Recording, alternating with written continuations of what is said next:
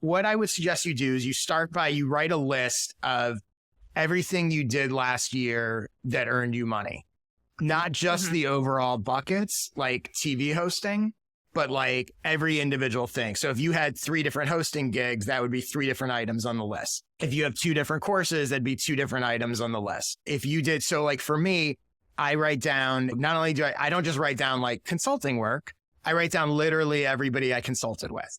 I did one-off calls with this person. I did one-off call with this person. I did a 3-month strategy thing with this person, etc. So you write down every single thing that earned you $1, basically. Then you're going to take that list and you are going to rank that list in order of what you most enjoyed to what you least enjoyed. And again, you're not bracketing, you're doing individual ones. If I did 5 individual coaching calls, I'm ranking the coaching call with this person was better than this one, which was better than this one, which was better than this one. And you're ranking like, okay, this coaching call was better than the money I made selling ads in my newsletter or whatever it is. You wind up with these 2 lists, gives you a very clear picture of what you've done in the last year, like where your sort of business is, where the money's coming from on an individual level, and what you enjoyed or didn't particularly enjoy. Gives you a very clear picture of where you're at right now.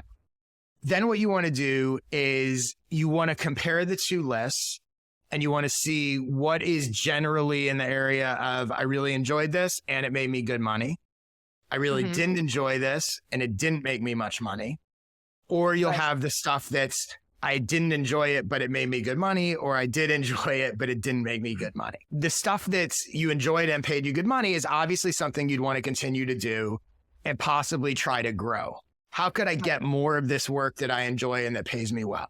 The stuff that you didn't enjoy and that didn't pay you well is stuff that obviously you want to phase out. If you're going to thin the herd, I don't like doing this. It's not making me much money. Why am I even doing this? Where the stuff that is high on one list and low in the other is stuff that you want to consider potentially tweaking.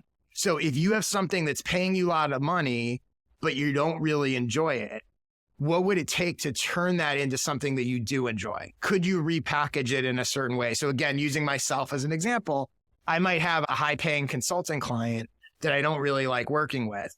So I would ask myself, what about it is it that I don't like? Maybe it's that I'm making this up, but right, maybe it's that it's a weekly call. Well, could I work with that client without a weekly call?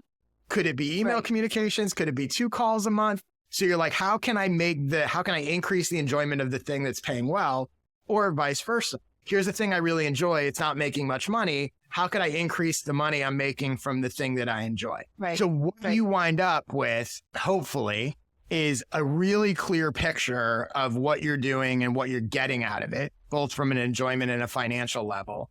You hopefully have found some stuff that you're like, I could easily get rid of this because I don't like it and it's not making me money. You can see the stuff that you're like, I want to amplify. Here's the thing that I really liked and really made me money. How could I double that? How could I get more of those kind of clients or that kind of course sales or whatever it is? And then that in between stuff, which you won't always be able to tweak it, but you can look at it and go, okay, well, I'm getting something out of this. How could I raise it on that other chart to make it a sort of win-win as opposed to win on one, loss on the other? Does that all make sense? Oh, definitely. Absolutely. I think part of my struggle sometimes, though, is that nothing is terrible.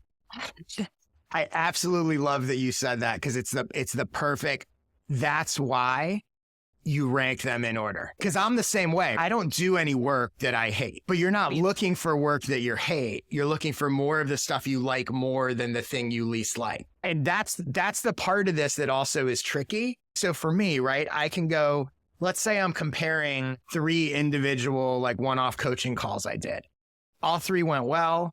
The work that I do in them is basically the same, but they were 3 different people. And forcing myself to go, well, if I had to rank these, how would I rank them? And it might be on sort of alternate stuff, right? It might be like, well, I like this one the best because they're doing something that's really like impactful on the world. That's going to make the world a better place. Whereas this other one was just about making money. I'm happy to do both, but that's telling me something. Forcing yourself to rank stuff, even if you like it, forces you to think through like, what would be the ideal?